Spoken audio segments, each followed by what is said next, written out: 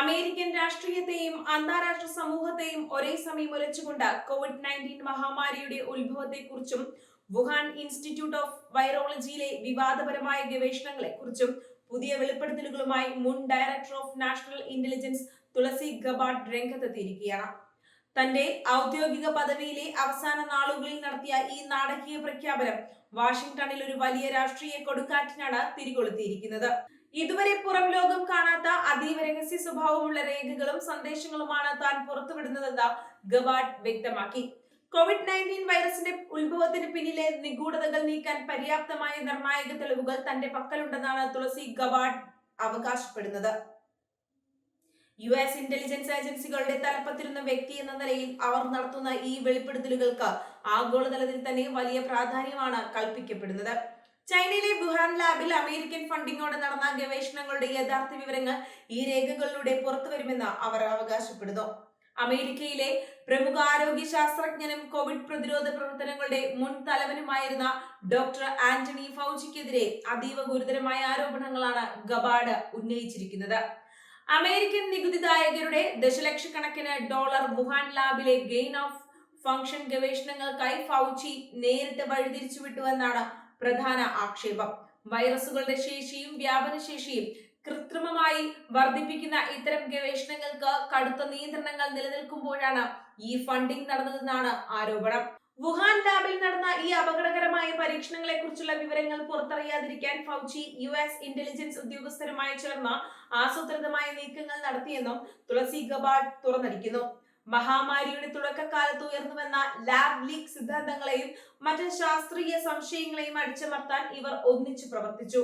Intelligence സംവിധാനങ്ങളെ പോലും സ്വാധീനിച്ചുകൊണ്ട് യഥാർത്ഥ വിവരങ്ങൾ മൂടിവെക്കാൻ ഫൗച്ചി ശ്രമിച്ചെന്നാണ് അവർ വ്യക്തമാക്കുന്നത്.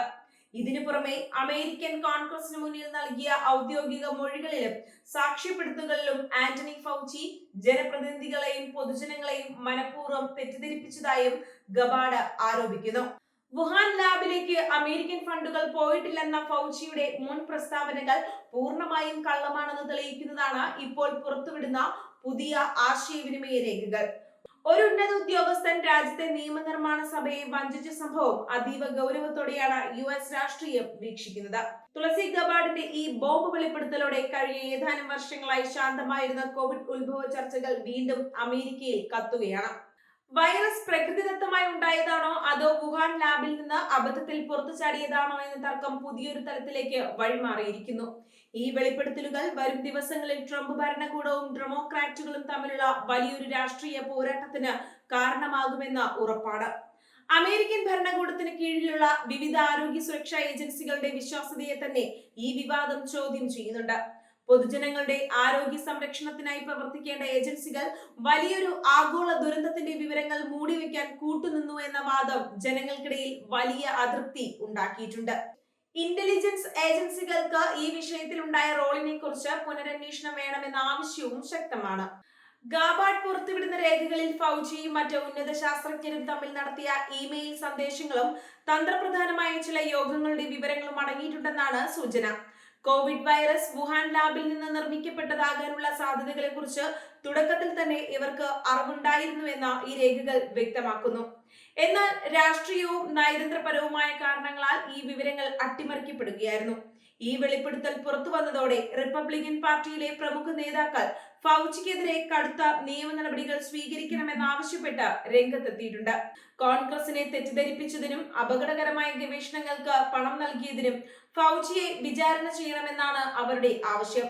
ഗബാർഡ് പുറത്തുവിട്ട തെളിവുകൾ വരും ദിവസങ്ങളിൽ US സെനറ്റ് കമ്മിറ്റികൾക്ക് മുന്നിൽ വലിയ ചർച്ചയാകും. അതേസമയം തുളസി ഗബാർഡിന്റെ ഈ നീക്കം തന്റെ പദവിയിൽ നിന്നുള്ള പടിയിറക്കം നാടകീയമാക്കാനും രാഷ്ട്രീയ നേട്ടങ്ങൾക്കും വേണ്ടിയുള്ളതാണെന്ന് ഡെമോക്രാറ്റിക് പക്ഷത്തെ ചില നേതാക്കൾ വിമർശിക്കുന്നുണ്ട്.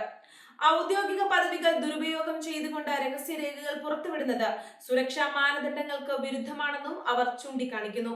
എങ്കിലും ആരോപണങ്ങളുടെ ഗൗരവം കണക്കിലെടുത്ത് പ്രതിരോധിക്കാൻ അവർ കടുത്ത ബുദ്ധിമുട്ടിലാണ്. ഈ വിവാദം കേവലം അമേരിക്കൻ ആഭ്യന്തര രാഷ്ട്രീയത്തിൽ മാത്രം ഒതുങ്ങുന്ന ഒന്നല്ല. കോവിഡ് ഉത്ഭവത്തിന്റെ പേരിൽ നിരന്തരം പ്രതിക്കൂട്ടിലായിരുന്ന ചൈനയ്ക്കും വുഹാൻ ഇൻസ്റ്റിറ്റ്യൂട്ടിനുമേൽ വീണ്ടും അന്താരാഷ്ട്ര സമ്മർദ്ദം ശക്തമാകാൻ ഇത് കാരണമാകും. അമേരിക്കൻ ഫണ്ടിങ്ങോടെയാണ് ചൈനീസ് ലാബിൽ ഇത്തരം പരീക്ഷണങ്ങൾ ഗവേഷണങ്ങൾ നടന്നതെന്ന് വ്യക്തമാകുന്നതോടെ ഇരു രാജ്യങ്ങളും തമ്മിലുള്ള നയതന്ത്ര ബന്ധങ്ങൾ കൂടുതൽ വഷളാകും.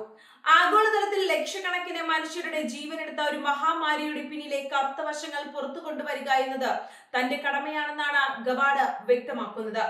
ഭരണകൂടങ്ങൾ എത്ര മറച്ചുവെക്കാൻ ശ്രമിച്ചാലും സത്യം ഒരു നാൾ പുറത്തു വരുമെന്നതിന്റെ തെളിവാണ് തന്റെ പക്കലുള്ള രേഖകളെന്നും അവർ അവകാശപ്പെടുന്നു. ഈ പ്രഖ്യാപനം അമേരിക്കൻ ഇന്റലിജൻസ് സമൂഹത്തിനുള്ളിലും വലിയ ചേരിതിരിവുകൾക്ക് കാരണമായിട്ടുണ്ട്. വൈറോളജി ഗവേഷണങ്ങൾക്ക് നൽകുന്ന അന്താരാഷ്ട്ര ഫണ്ടിങ്ങുകൾക്ക് കൂടുതൽ കർശനമായ മാനദണ്ഡങ്ങൾ കൊണ്ടുവരണമെന്ന ആവശ്യവും ഇതോടെ ശാസ്ത്രലോകത്ത് ശക്തമായിട്ടുണ്ട്. ഗെയിൻ ഓഫ് ഫംഗ്ഷൻ പോലുള്ള പരീക്ഷണങ്ങൾ മനുഷ്യരാശിയുടെ നിലനിൽപ്പിന് തന്നെ ഭീഷണിയാണെന്ന ഒരു വിഭാഗം ശാസ്ത്രജ്ഞർ പണ്ട് മുതലേ വാദിക്കുന്നുണ്ട്. ഈ പരീക്ഷണങ്ങൾക്ക് ഫൗജി നൽകിയ പിന്തുണ പുറത്തു വരുന്നതോടെ ഇത്തരം ഗവേഷണങ്ങളുടെ ഭാവി തന്നെ പ്രതിസന്ധിയിലാകും. വരും ദിവസങ്ങളിൽ ഈ രേഖകൾ പൂർണ്ണമായും മാധ്യമങ്ങൾക്ക് മുന്നിൽ എത്തുന്നതോടെ അമേരിക്കൻ രാഷ്ട്രീയത്തിൽ വലിയ അഴിച്ചുപണികൾ ഉണ്ടായേക്കാം. ഇന്റലിജൻസ് ഏജൻസികളുടെ പ്രവർത്തനങ്ങൾ സുതാര്യത ഉറപ്പാക്കണമെന്ന ആവശ്യവുമായി ജനങ്ങൾ രംഗത്തിറങ്ങാൻ സാധ്യതയുണ്ട്. തുളസി ഗവാഡ് തുടങ്ങിവെച്ച ഈ കളി എവിടെ ചെന്ന് അവസാനിക്കുമെന്ന ഉറ്റുനോക്കുകയാണ് ലോകം. മഹാമാരിയുടെ ഭീകരത അനുഭവിച്ചറിഞ്ഞ ജനങ്ങൾക്ക് മുന്നിൽ ഈ വെളിപ്പെടുത്തലുകൾ വലിയൊരു ആഘാതമാണ്. തങ്ങളെ സംരക്ഷിക്കേണ്ടവർ തന്നെ ഈ ദുരന്തത്തിന് പരോക്ഷമായി കാരണക്കാരായെന്ന യാഥാർത്ഥ്യം അവരിൽ കടുത്ത അമർഷമുണ്ടാക്കുന്നു. വാഷിംഗ്ടണിലെ അധികാര കേന്ദ്രങ്ങളായ ക്രെംലിനും പെന്റഗണും ഒരേപോലെ ഈ രാഷ്ട്രീയ ഭൂകമ്പത്തിന്റെ പ്രകമ്പനങ്ങളിൽ പെട്ടുലയുകയാണ്.